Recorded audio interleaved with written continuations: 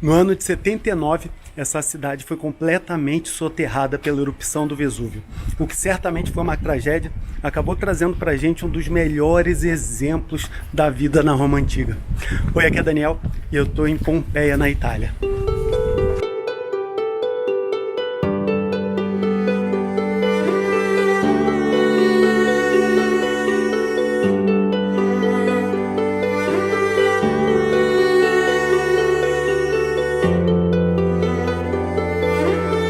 Dia de visitar Pompeia, aqui na Itália. Um recado importante, quando você vier para cá de trem, não desce na estação de Pompeia, né, a estação Pompei, e sim na Pompei Scave, Villa dei Misteri. Essa é melhor. Outro recado importante, a entrada você compra aqui, ó, já dentro do local das ruínas, e não lá em várias lojas que tem lá em frente ao trem. Elas são independentes, não tem nada a ver com o oficial. Quando você compra a entrada, você tem direito a ganhar um livrinho que conta um pouco mais sobre as coisas aqui e um mapa.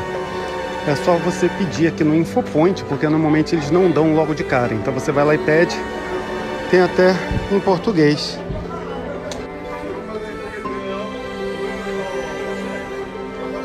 Logo assim que você entra, essa aqui é a entrada da cidade, e é importante lembrar que essa cidade tinha um porto, isso porque o mar chegava aqui pertinho, e foi o Vesúvio que estendeu esse pedaço de terra aí, expelindo rochas e tudo mais. Repara só os dois portões de entrada da cidade. Como essa cidade era um grande centro comercial, tinha um fluxo grande também de pessoas, então as duas portas ficavam abertas. Mas à noite fechava a grande e deixava a pequena, por uma questão de segurança.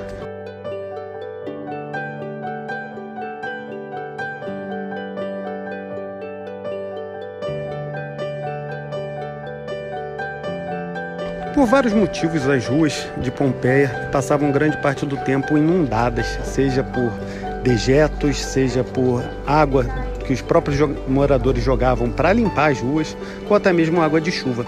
Então o que acontecia é que era comum as ruas em si ficarem como se fosse um pequeno rio, um pequeno córrego.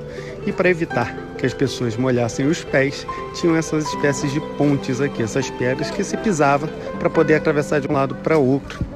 E além disso, essas pedras também tinham um espaçamento padrão para que as bigas pudessem passar por ali sem bater nas pedras. Algumas curiosidades aqui de Pompeia.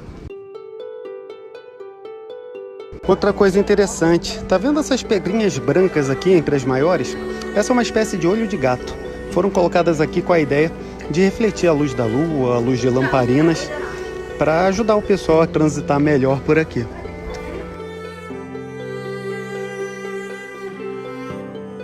Esse grande espaço aqui era o Fórum, o centro religioso, comercial e político da cidade. Lá atrás é o Templo de Júpiter, onde tem aquelas colunas lá.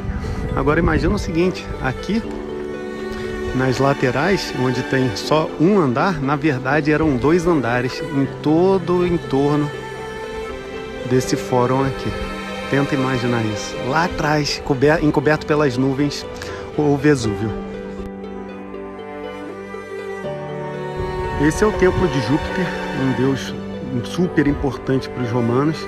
Na mitologia grega ele era chamado de Zeus.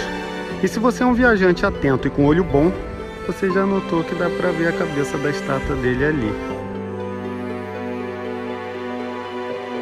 Interessante notar que as construções romanas, muitas delas eram feitas de tijolos e depois sim eles cobriam com mármore, tanto por dentro quanto por fora, e também colocavam mármore no chão. Infelizmente não está dando para ver o Vesúvio hoje por conta da nuvem, mas dá para ter uma ideia do tamanho dele. Agora imagina o seguinte, o povo aqui não fazia ideia que eles estavam como vizinhos de um vulcão tão grande e que poderia causar tanto estrago. Isso porque o Vesúvio não tinha entrado em erupção nos últimos 1.200 anos e resolveu entrar em erupção naquele ano de 79. Agora tenta imaginar a cena. Dia 24 de agosto de 79, 1h da tarde, você está levando sua vida normal, de repente, uma explosão e uma coluna de fumaça e cinzas para o alto, saindo lá daquela montanha gigantesca. Deve ter sido aterrorizante, né? Foi isso que aconteceu aqui em Pompeia e algumas outras cidades por perto. Se estima que o vulcão ficou expelindo cinza por 18 horas seguidas. E a quantidade foi tão intensa quando chegou na cidade, essas cinzas, que derrubaram os tetos e, mais de alguma forma, acabou preservando as paredes. Se estima também que cerca de 20 mil pessoas conseguiram fugir, mas 2 mil acabaram ficando para trás. Como Pompeia é uma cidade romana bem típica, você encontra as coisas mais importantes e que vai encontrar na maioria das cidades romanas por aqui. Aqui no fórum é onde elas se concentram. Então, por exemplo, lá atrás que eu expliquei é o templo, que é a parte religiosa.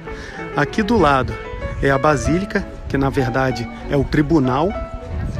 Aqui atrás a cúria, que é como uma espécie de prefeitura da cidade. E aqui no centro, uma coisa que talvez a mais importante de todas é a piazza em si, o local onde acontecia o comércio, né? A compra e venda das coisas. Pontos super importantes para uma cidade romana, todas concentradas só aqui.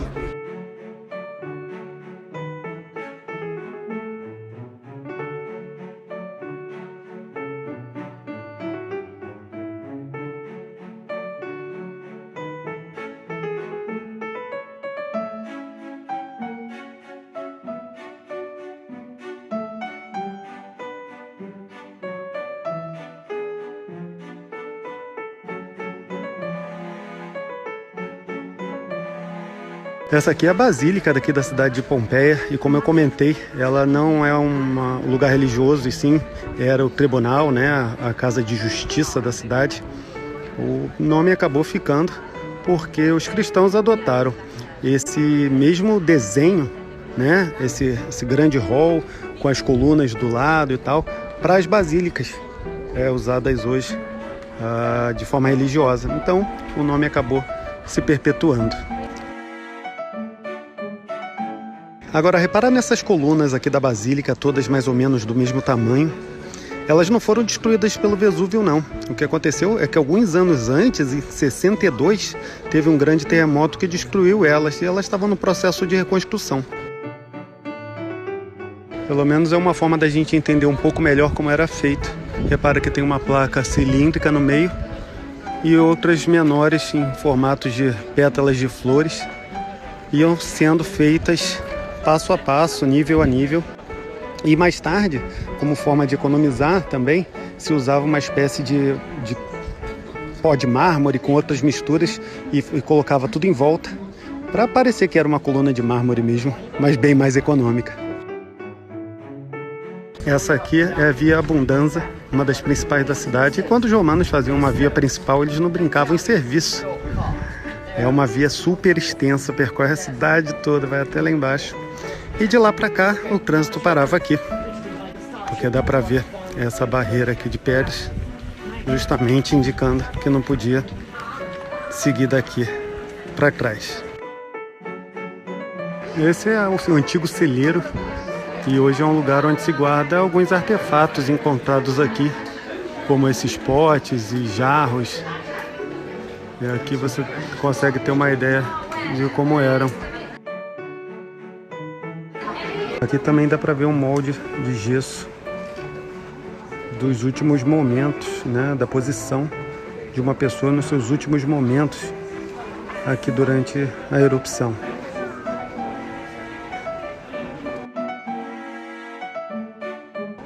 Agora, tem muita gente que vem aqui, vê aqueles moldes de gesso e acaba confundindo com corpos carbonizados da erupção, que ficaram naquele formato ali e tudo mais. E não é bem assim, deixa eu explicar melhor. O que aconteceu foi que a quantidade de cinza e gases e tal chegou tão rápido e tão intenso que as pessoas se sufocaram naquele mesmo momento, e por isso você vê algumas dessas estátuas, inclusive com a mão no rosto e tudo, e ao mesmo tempo foram encobertas com essas cinzas.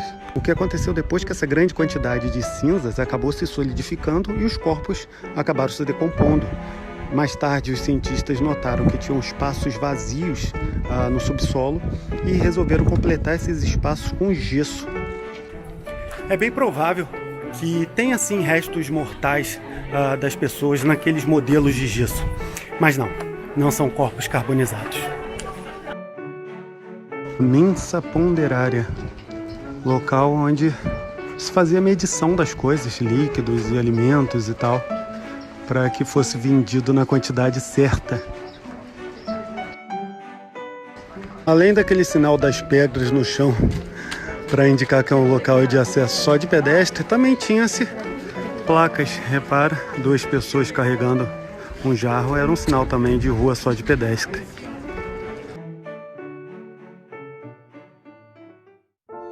Os romanos também são muito reconhecidos, praticamente toda a cidade tinha banhos públicos e essa aqui, por exemplo, é um dos 6 banhos públicos aqui de Pompeia. E esse aqui é chamado o banho do Fórum, que fica aqui do lado. Olha, tá vendo esse buraquinho aqui no chão? Um buraco que sai dos 2 lados. Alguma ideia para que seja? Sinks para amarrar os cavalos. Aqui desse banho público é a parte destinada para os homens, porque eram separados, e essa parte externa aqui era a parte chamada ginásio, onde se faziam os exercícios antes de entrar nos banhos e sim relaxar nas águas quentes. Essa primeira sala aqui era a sala onde as pessoas entravam para trocar de roupa e tudo. Então aqui esses buracos eram onde tinham os cabides. Repara ali em cima, perto da janela, logo abaixo, tem um rosto.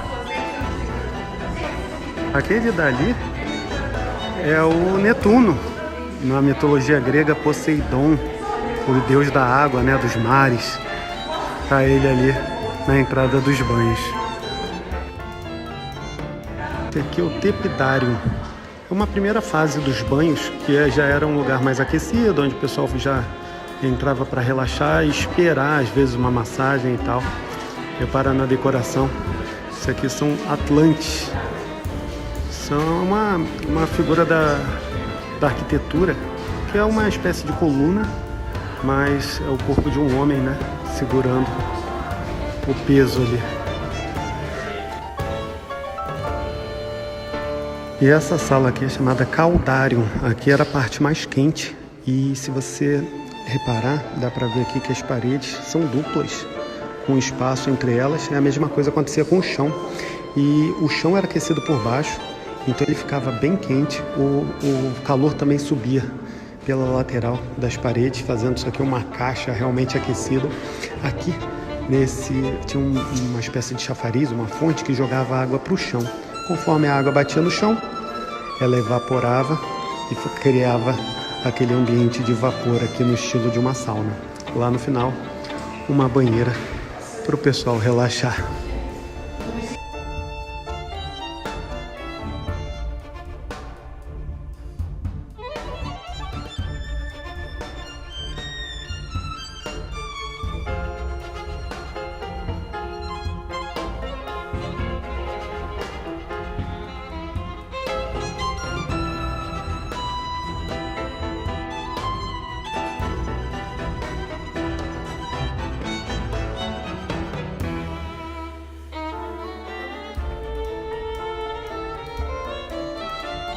Esse sim é um restaurante típico.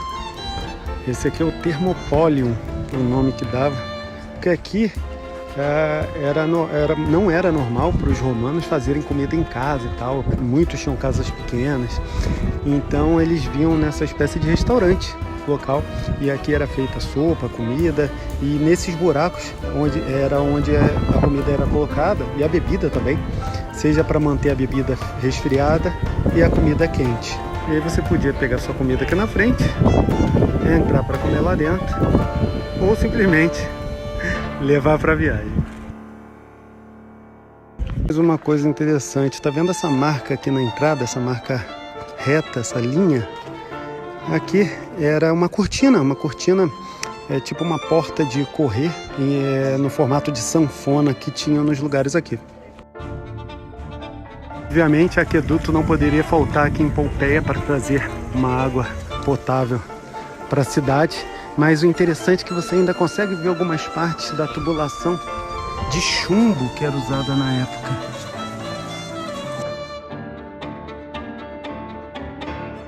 Como você deve saber, o chumbo envenena o corpo humano. E até muitas pessoas associam problemas na Roma Antiga por conta desse envenenamento das tubulações de chumbo. Mas essa é uma outra história. Se você tiver com sede, tem essa torneira aqui, bem mais moderna, que segundo as informações que eu obtive dos funcionários, a água é potável, então você pode beber tranquilo. E a tubulação parece que não é de chumbo não. Essa é a Casa do Fauno, e se você viu meu vídeo sobre o Museu Arqueológico de Nápoles, você sabe que esse aqui é o Fauno. E você sabe também que não é o original, que está lá no museu, mas ficava exatamente aqui nessa casa.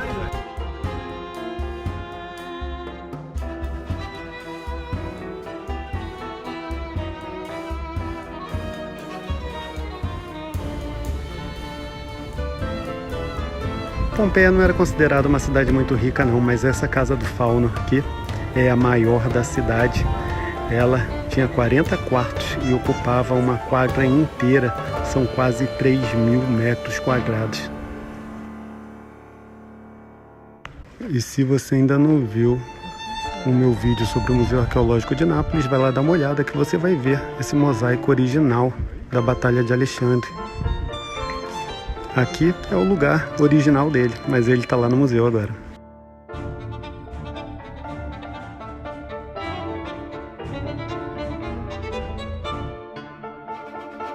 Vou notar que essas calçadas não eram com o objetivo de ser calçadas em si de pedestre, mas sim de esconder a tubulação. Por isso, elas ficavam mais altas e acabavam servindo para os pedestres. E essa aqui é a padaria do bairro. Cada bairro tinha a sua. Eram espalhadas pela cidade. Lá o forno, aqui o moedor de grãos. Repara, entravam umas barras por aqui e girava-se, ou com animais ou até com escravos para moer os grãos. Olha isso. 2000 anos depois e o bordel da cidade continua super popular. Essa fila toda é para ver o bordel da cidade.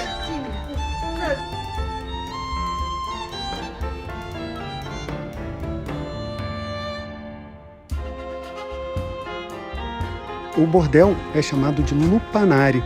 Isso porque as prostitutas eram apelidadas de lupe, que quer dizer loba.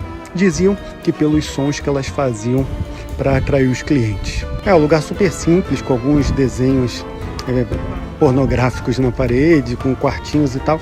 E na parede também estava escrito o nome de alguma das garotas. E devido à diferença dos nomes, dá para notar que elas vieram de outras partes do Mediterrâneo.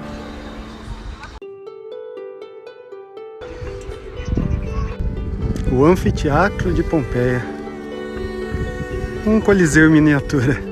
Imagina só você ser jogado aqui no meio para lutar contra outros animais ou até contra outras pessoas. E só sai um. Deve ser uma situação delicada.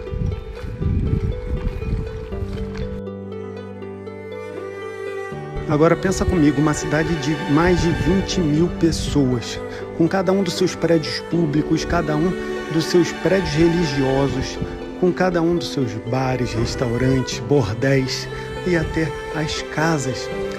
Cada casa de cada pessoa. E cada uma dessas casas com a sua própria personalidade, a personalidade do dono, com todos os seus detalhes e particularidades. Tudo isso foi congelado no tempo há 2000 anos.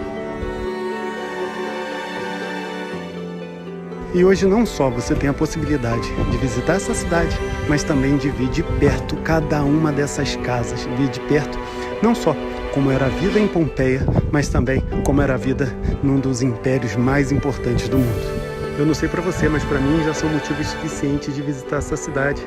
Pompeia e seus 2000 anos de história são incríveis mesmo.